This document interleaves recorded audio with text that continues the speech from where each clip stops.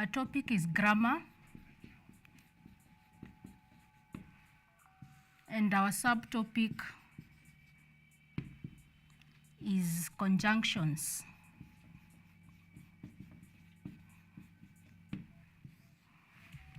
Conjunctions are part of speech in grammar.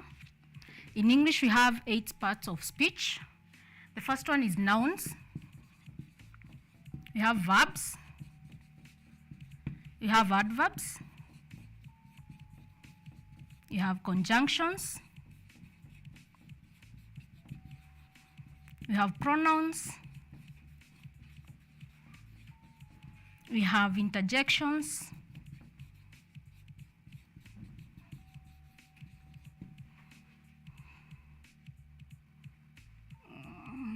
Nouns, verbs, adverbs, conjunctions, pronouns, interjections.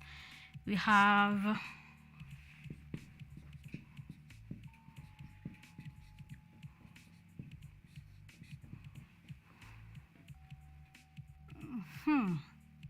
So we are going to focus with this one, conjunctions. And conjunctions are very important in grammar because they help us to know how different parts of sentences are linked together in an English. And a conjunction is a word or a pair of words that connects sentences or connects words, phrases, or clauses. So conjunctions is a pair of words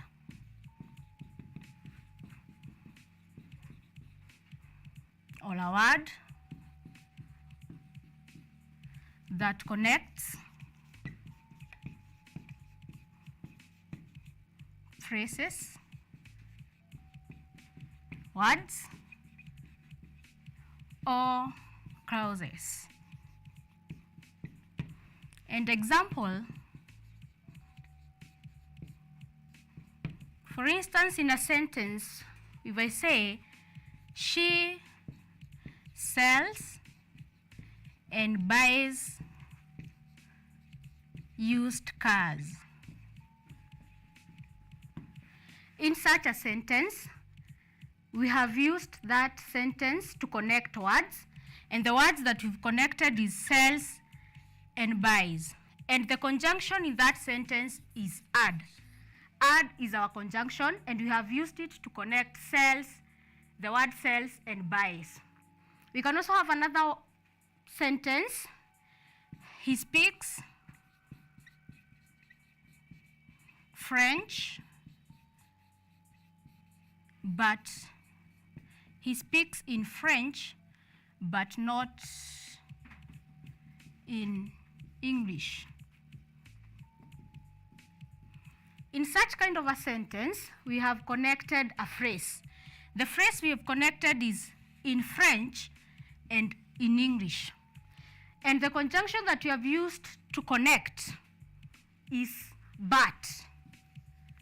But is the conjunction that we've used to connect the phrase in French and the phrase in English.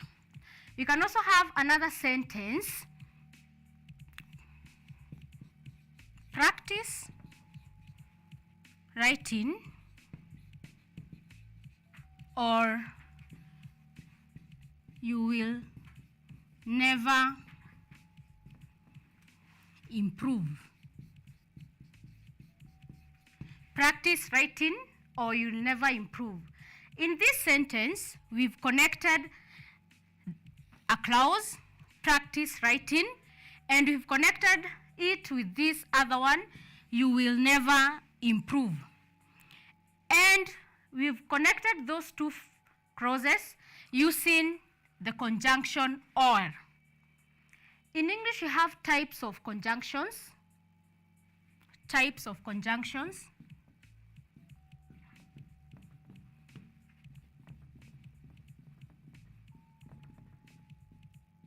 You have types of conjunctions. And the first one is coordinating conjunctions, which is covered in Form 1. Then we have number 2, subordinating conjunctions, which is covered in Form 2. And then we have number 3, correlative. Correlative conjunctions, which are covered in Form 3. Today, I want us to focus on coordinating conjunctions, and if time allows, we look at subordinating conjunctions. So, when we talk about coordinating conjunctions, these are conjunctions that help us to link clauses, and they also help us to join groups of words that have equal grammatical weights.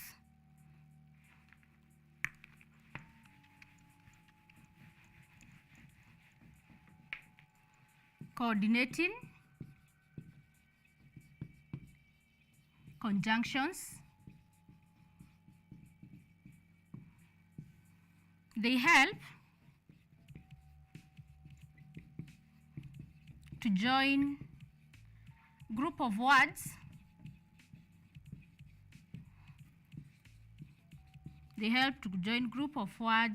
that have equal grammatical weight. Group of words that have equal grammatical weight. And these coordinating conjunctions help, we know them by writing a certain mnemonic, which we write in a vertical position. Fun boys. If you want to know the coordinating conjunctions, just write the word fun boys in a vertical position. Fun boys. F stands for for. This one, R stands for and. N stands for nor. B stands for but. O stands for or. Y stands for yet. S stands for so. The 7 coordinating conjunctions have different works and helps us to join similar ideas. And we use and to join 2 similar ideas. For instance, if I say,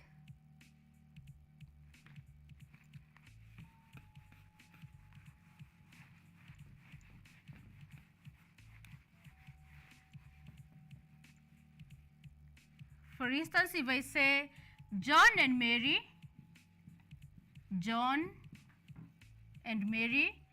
are in Form 1. John and Mary are in Form 1. I've used and to join 2 similar ideas, which are John is in Form 1, Mary is also in Form 1. So instead of having 2 sentences, John is in Form 1,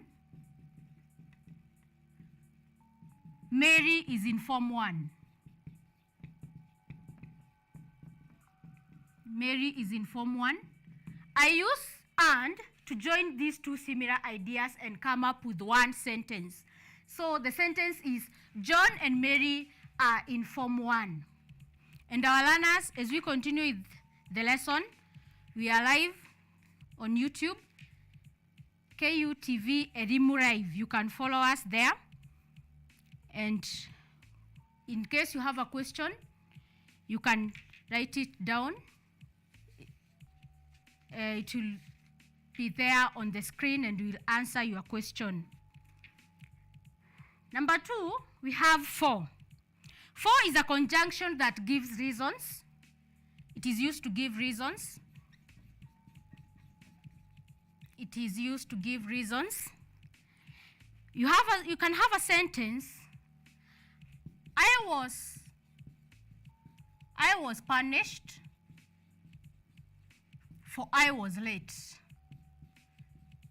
I was punished for I was late. Maybe this is a student who went to school late and the teacher decided to punish them. So we are giving the reason of why this person was punished. And the reason is because the person was late. So for is a coordinating conjunction that we use to give reason. Then we have nor. Nor joins negative statements or ideas. Gives negative statements. It joins negative statements. For instance, I can say, he doesn't work. He doesn't work. He doesn't work, nor do I. In such a sentence, the idea that you are trying to bring out is the person does not work. That is a negative statement. And at the same time, I do not work also. So instead of having the two sentences, I do not go to work or I do not work, and the person to say he doesn't work, I join the two using a coordinating conjunction nor to bring out the negative statements, and I join them, and that gives us the sentence, he doesn't work, nor do I. Then we have but. But joins contrasting ideas. So unlike and, where we had similar ideas, now we use but to join two contrasting ideas. For instance, I can say he drives slowly but sure. Yes, he drives slowly but sure. So these two ideas are contrasting. Unlike the ideas that are brought out in this sentence are not the same. Unlike in our first sentence where we had two same ideas. So in this case, we are talking about a driver who drives slowly, and although this driver drives slowly, he's sure. So you can be assured that such a driver will not cause accidents. Then we have all. All joins alternative ideas.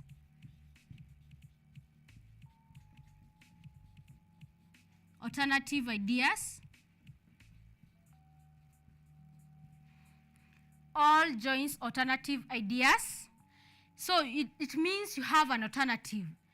For instance, I can say, maybe I'm talking to a person, maybe it's a friend, and I tell my friend, we can go to Naivasha.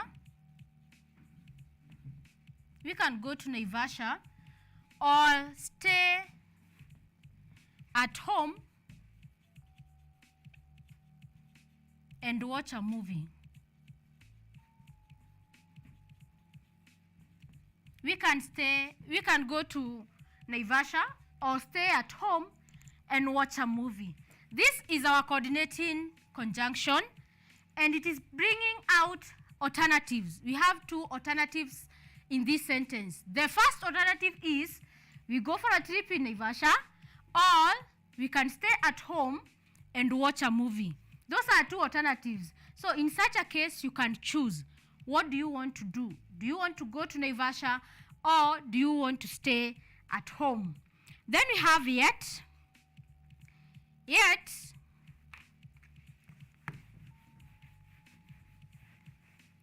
conjunction yet is used. It is used to show contrasting ideas.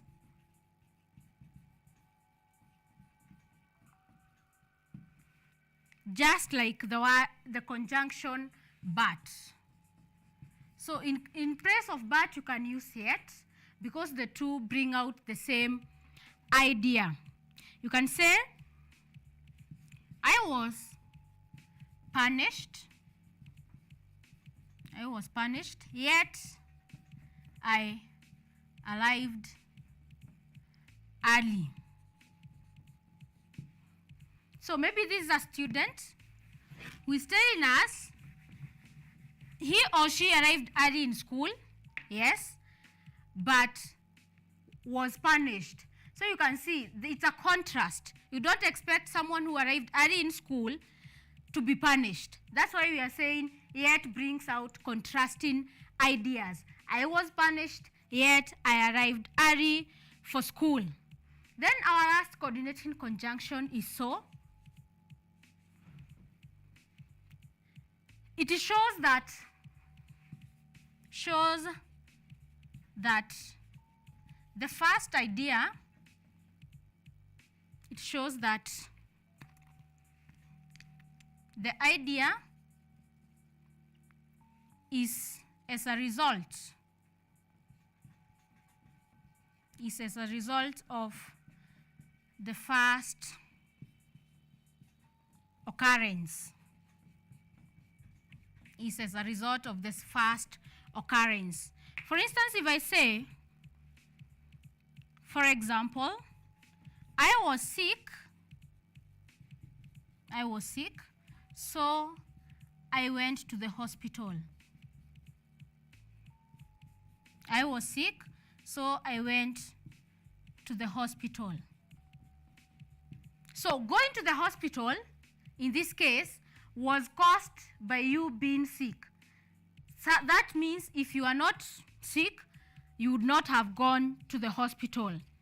And there is a certain point I want you to note, that all the coordinating conjunctions, when you join the two sentences, we always separate the first part of the sentence from the second part of the sentence using a comma. And another thing that you are supposed to note is that all coordinating conjunctions, all the 7 coordinating conjunctions, the ones we've listed in the vertical position, in a vertical line, the fun boys, all of them, except for, can join phrases, words, or clauses. But for, the conjunction for, only joins clauses and nothing else. For only joins clauses and nothing else.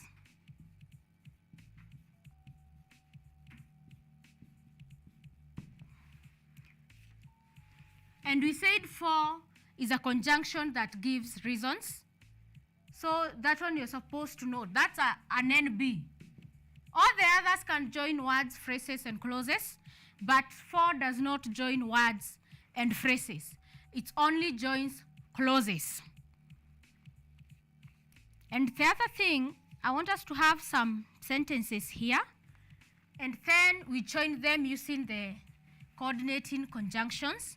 And you'll see that when we go to the other types of conjunctions, that the subordinating conjunctions, they behave in a different way compared to the coordinating conjunctions, and also compared to the correlatives. All these 3 conjunctions behave differently. For instance, you can have sentences. For instance, I love to travel.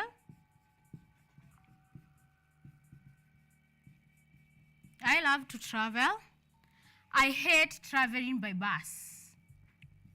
I love to travel, yes, but I hate traveling by bus. So in such a sentence, if you are brought forward such a sentence in an exam, the first thing you're supposed to ask yourself is, which ideas are these similar ideas? Are they contrasting? Are they negative?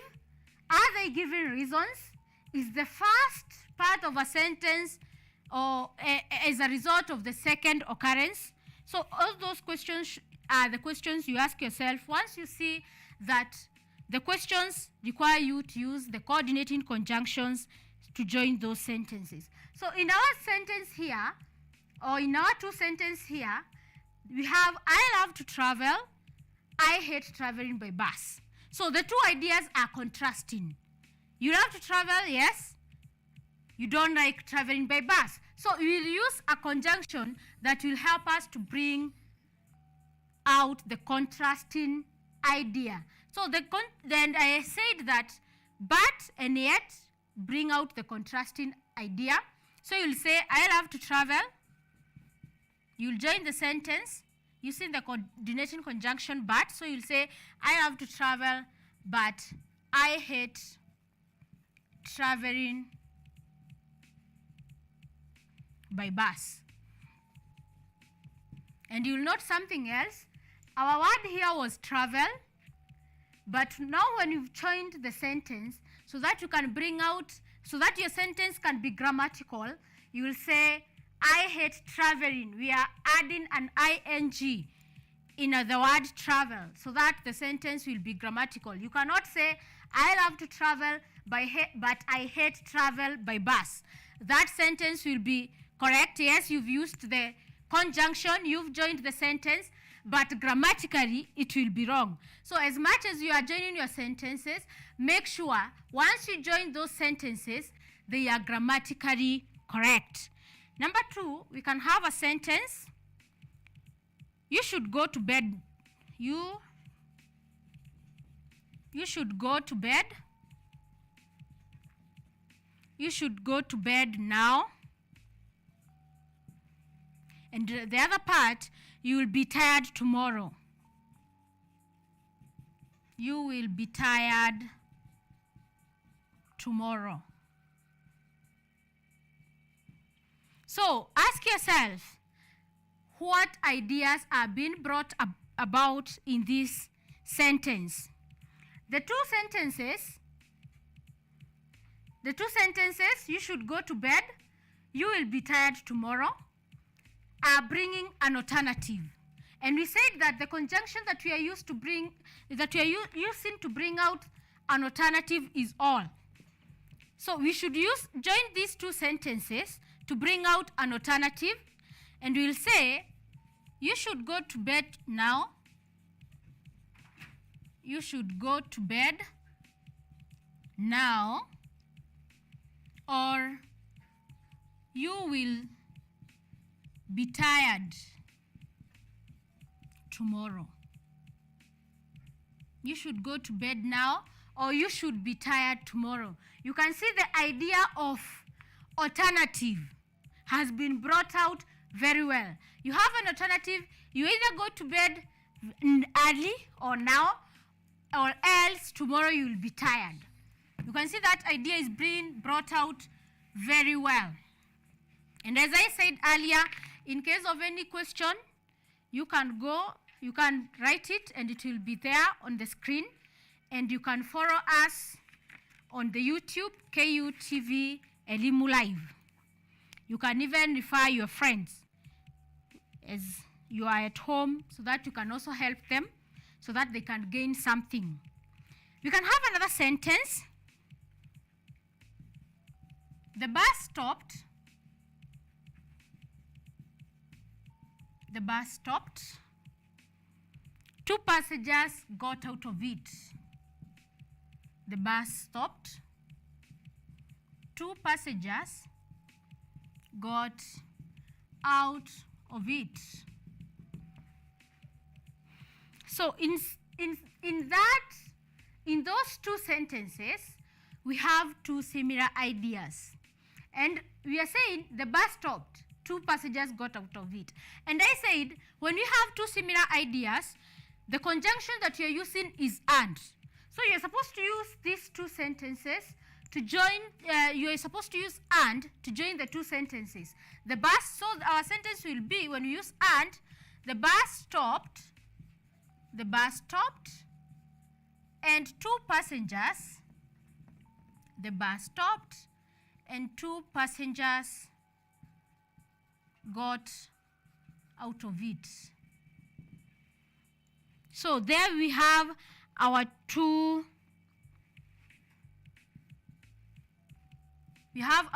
similar ideas. We've joined them. And another thing that I want you to note, under very rare circumstances in grammar, you'll ever find a coordinating conjunction starting a sentence. Coordinating conjunctions do not start sentences under very rare conditions, unless But when you go to the subordinating conjunctions, you'll see that you can start sentences using the subordinating conjunctions. That is a point you're supposed to note. Let's have the last example so that we can go to the subordinating conjunctions. I arrived at school late. I arrived at school late. I left home early. This is the second part of the sentence. I arrived at school late. I left home early. So the two sentences, you can see there is a contrast in the two sentences. Why? You don't expect someone who left home very early in the morning to arrive at school late. So we'll use either but or we can use yet. As I said, the two are used to bring out contrast. So you can say, I arrived at school late, yet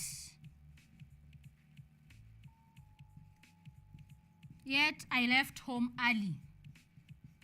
Yet I left home early. So you can see we have used yet to bring out the idea of contrast. That this person, yes, arrived at school very late, but they had left home early. Those are the types of coordinating conjunctions. I've said there are 7. And if you want to make your work easier to note them or to note them, just write the word fun boys in a vertical position and you will find that your work will become easier. And make sure you note the use of each and every coordinating conjunction and the idea it is bringing out. And by doing so, even your work in an exam will be very easy. Now, I want us to look at the subordinating conjunctions. I want us to look at the second part or the second type of conjunctions, which is subordinating. And I said that coordinating, we cover them in Form 1, and subordinating conjunctions, we cover them in Form 2. So subordinating conjunctions are a bit complex. So the first question you should ask ourselves is, what are subordinating conjunctions? Subordinating conjunctions. And I said conjunctions are very important because they help us to know how parts of a sentence are linked together. And you can simply say, if you don't want to make your work difficult, that conjunctions are joining words. Simply, conjunctions are joining words.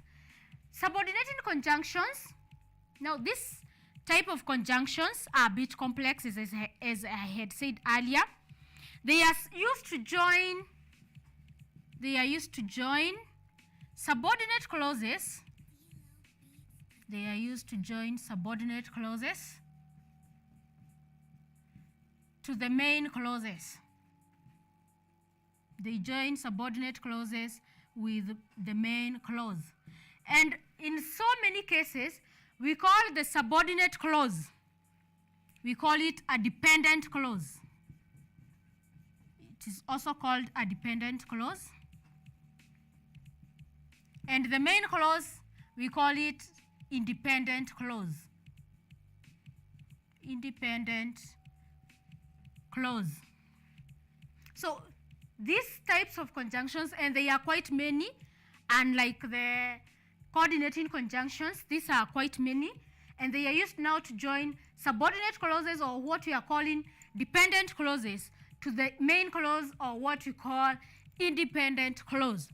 And the first thing you are supposed to note is a dependent clause do not convey a complete thought or an idea.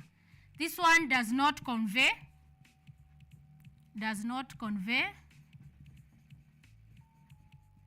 complete thought. Does not convey complete thought stroke idea. Whereas the main clause or the independent clause conveys a complete thought or idea. So the reason why we are joining the two, the reason why we are joining subordinate clause and the main clause is one. So that this subordinate clause depends on the main clause to convey its idea. That means if I give you a subordinate clause on its own, you will not know what is the sentence will be hanging. You will be asking yourself, what was this person trying to say? What was the intended information that I was supposed to get? Because now the sentence will be hanging. But if I give you a main clause or the independent clause on its own, you'll understand that sentence because I'm saying it conveys a complete thought. And I said also, subordinate conjunctions is always followed by a clause. Subordinate conjunction is always followed by a clause. And I know someone at home is asking, which are these subordinate conjunctions? I said they are quite many. We have after. We have after. We have although. We have as if.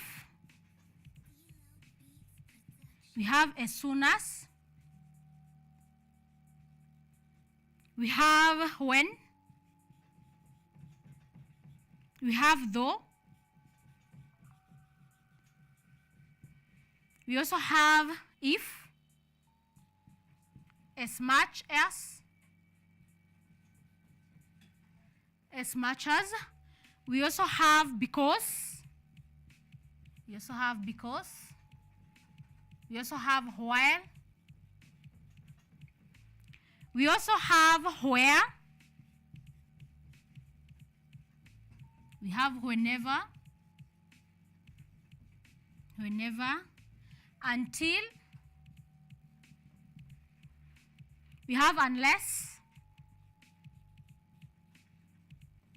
There are quite many. We have now that.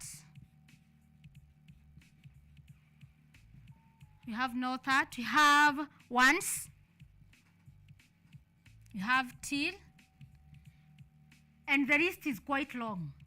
And you can remember in our definition of a conjunction, we had said that a conjunction is a word or a pair of words. We had said a conjunction is a word or a pair of words. And you can see now in this case, for the coordinating conjunctions, it was just one word. The coordinating conjunctions were just one word. But in this case, we have pairs of words or we have more than one.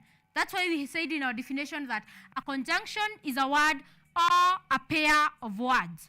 Now, I want to show you how we use these subordinating conjunctions in sentences and how we link these dependent clauses with the independent clauses. For instance, in a sentence, you can have a sentence. You can have a sentence as an example. When the door was knocked, when the door was knocked, when the door was knocked, Joanne rose to open it. Joanne rose to open it. And you should also note that the word Joanne starts with a capital letter because in grammar, in the nouns, it's under proper nouns, and all proper nouns start with a capital letter.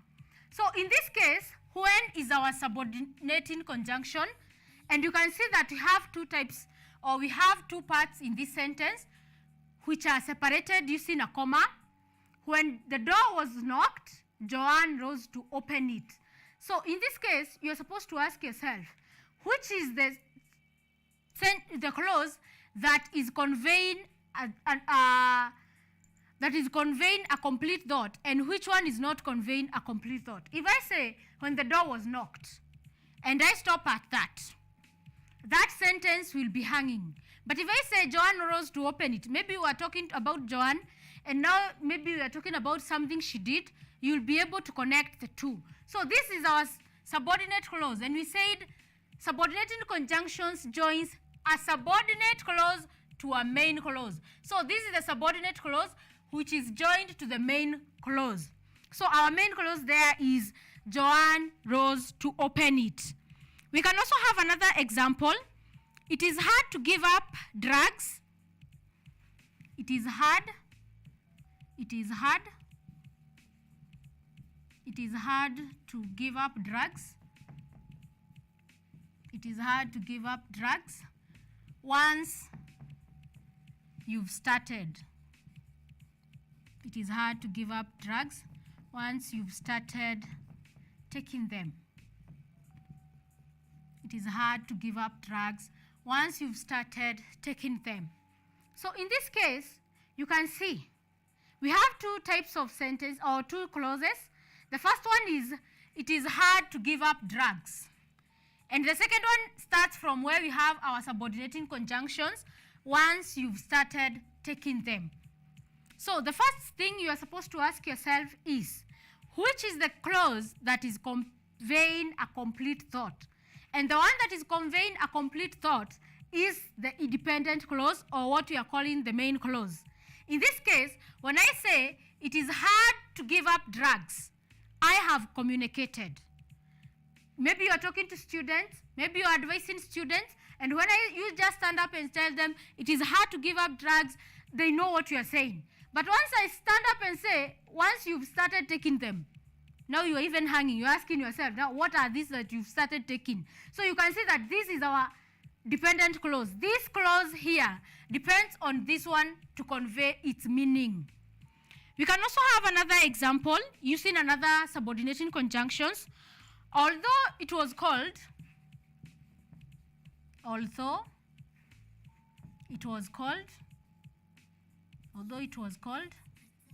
he took off. Although it was called, he took off his coat. Although it was called, he took off his coat. In this case, this is our subordinate clause. This clause here depends on this one to convey its meaning. If I say, although it was called, that sentence does not convey any meaning. It is not communicating at all. But when I say, he took off his coat, now that sentence is complete. And another thing I want you to note is, in these sentences, especially when you have a comma, after a comma, the other clause does not start with a capital letter. Instead, it starts with a small letter. Because when we are marking, as much as you are correct, and then we find that you have joined you've used capital letters where they are not supposed to be, you will not get a correct, or you not get a tick. So you are supposed to be very keen on how you are using your words and how you are punctuating your work, because, and others you find that at some cases you find a student writing, although it was called, after although he puts a comma, although it was called, he took off his coat. Although it was called, he took off his coat. In such a case, yes, this sentence is grammatically correct. But when it comes to the punctuation marks, it is wrong. Because after the subordinating conjunction, as much as the subordinating conjunction is starting the sentence, you're not supposed to put the comma. So as you are punctuating your work, be very careful. We can also have another example. I can't take you out. So as I said earlier, there is a difference between subordinating conjunctions and the coordinating conjunctions. And the first one is that coordinating conjunctions joins words, phrases, and clauses. But for the subordinating conjunctions, it only joins clauses. And the other one that I said is, it is very hard to find a coordinating conjunction starting a sentence. But for the subordinating conjunctions, many are the times when we start sentences using the subordinating conjunctions. For instance, in our sentence, although it was called, he took off his coat, The word although there is a subordinating conjunction, and you can see that it have started our sentence. We can also have another one that is started a sentence. Because I was sick. Because I was sick. Because I was sick, I went to see the doctor. Because I was sick, I went to see the doctor. And in most cases, if you want, because there are times in an exam we can tell you, we won't tell you to join the sentence, you see it's subordinating conjunctions. We'll bring these sentences having been joined, and then we'll tell you, identify the dependent clause or identify the main clause in these sentences. So you have a lot of work to ask yourself, but today I want to make your work easier. At all times, from where you have the subordinating conjunction up to where maybe you have a comma, that is the subordinate clause, or that is the independent clause. And that's how you're supposed to make your work easier. For instance, in this case, because I was sick, because is our subordinating conjunction. So from here up to where the comma is, this is the dependent clause. This is the dependent clause, or what we are calling the subordinate or the subordinate clause. And the other one, I went to see the doctor, that is the independent clause. That is the independent clause.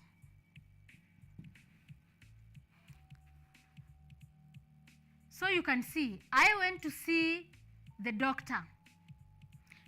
That sentence is communicating. That sentence is conveying a complete thought. Unlike the first one, because I went to see, because I was sick. The first one is not communicating at all. And then now we can also have, at times, since the subordinating conjunctions are quite many, we limit you. If you are supposed to, or if we want you to join sentences in an exam, using subordinating conjunctions will give you varieties of those subordinating conjunctions that you're supposed to use, so that you can make your work easier. So you're not supposed to worry about all those conjunctions, and then you start saying all these subordinating conjunctions are quite many. How am I supposed to know which to use and which not to use? We'll give you in an exam, and by so doing you'll know which one to use. You can have another example. Mr. Omondi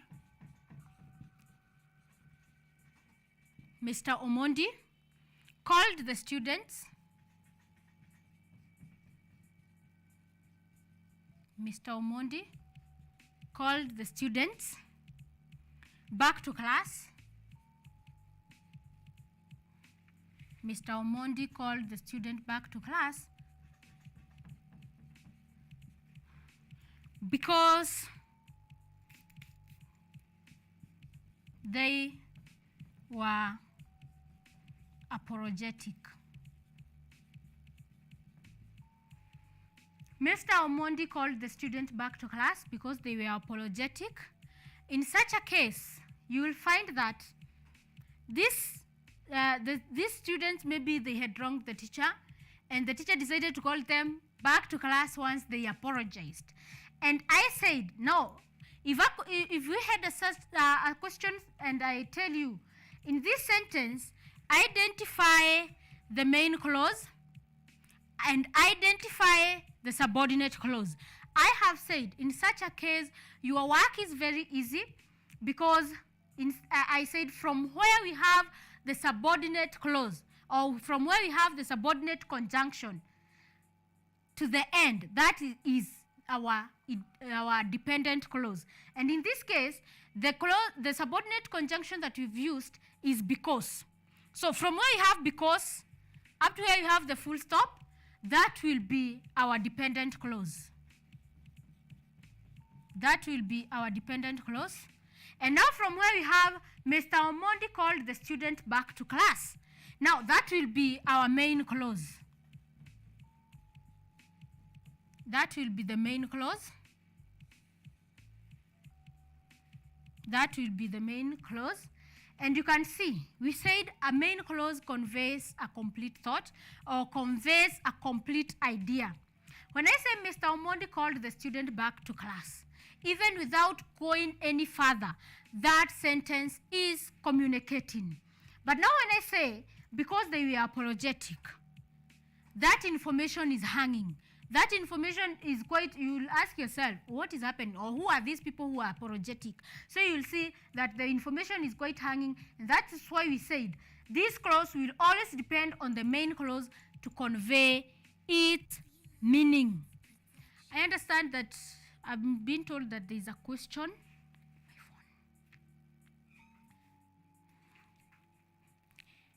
So we can continue.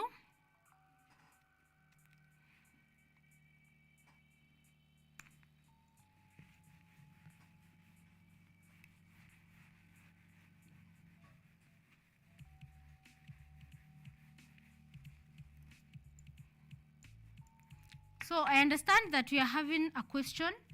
There is someone who is asking, what is a clause?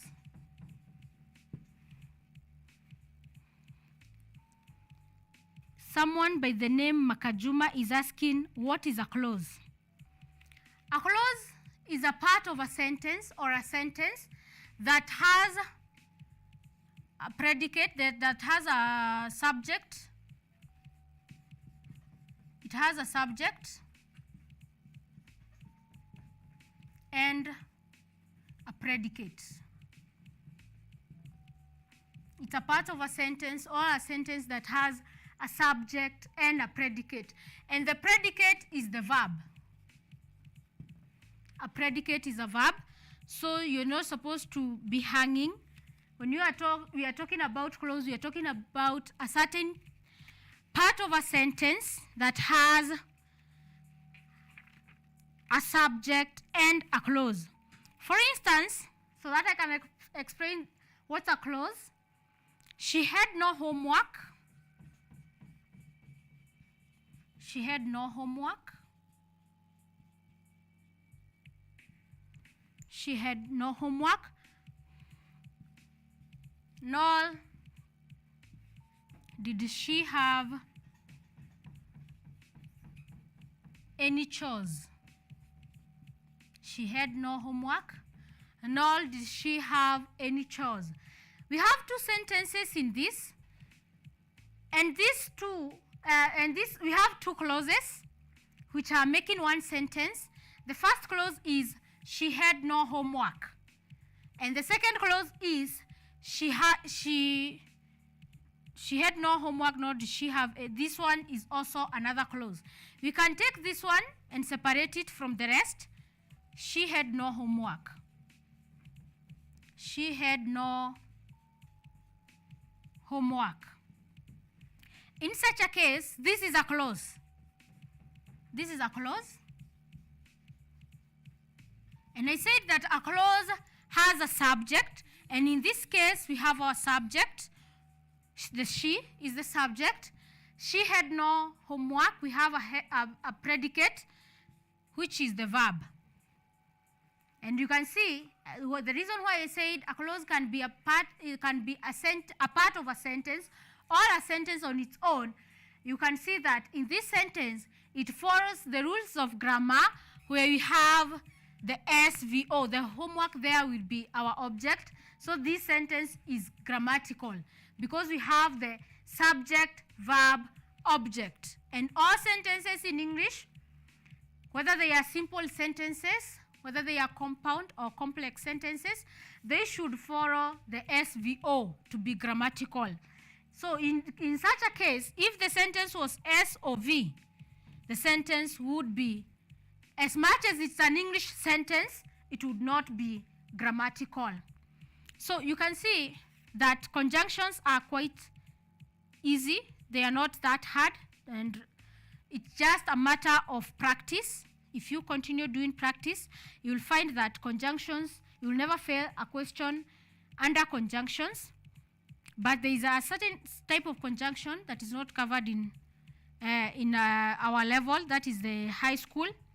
And the correlative conjunctions, maybe just to mention, The reason why they are called correlative conjunctions, they appear in pairs, or we call them relatives, and those ones are quite easy. Even when you go to the grade 7, the class 7, the class 8, they understand them quite easy, because once you see the first part of the conjunction, you are able to know the other part of the conjunction, the correlative conjunctions. And I said these conjunctions are covered in Form 3. The correlative conjunctions, I said, are covered in Form 3. For instance, we have either. For instance, the first thing a student sees either, and we are talking about conjunction, they already know the other pair is or. Either or. When they see neither,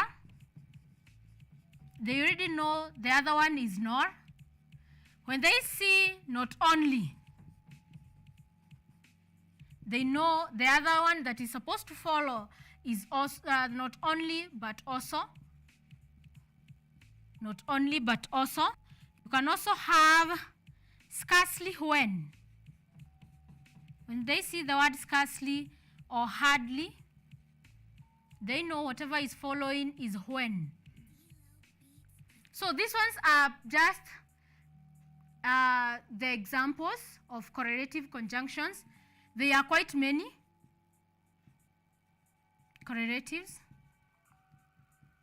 And I said these ones are covered in Form 3. The subordinating conjunctions, I said, are covered in Form 2. And the coordinating conjunctions are covered in Form 1. So that is it for today. We've covered the conjunctions. They are parts of speech, or what we call nowadays, we no longer call them parts of speech, but we call them word classes. So they are parts of the word classes in grammar, and they form the basic. All the word classes form basic they are the base in grammar. If you understand them, just know that you understand grammar, and you'll never fail any question concerning grammar. That is it for today. Thanks for listening and for watching us, and do not change the channel. We are having another lesson. Keep tuned, and you can just have or take a short break and be settled for our next lesson. Thank you. If you have any question, you can contact me via 0708 179 468. You can contact me via 0708 179 468. Thank you.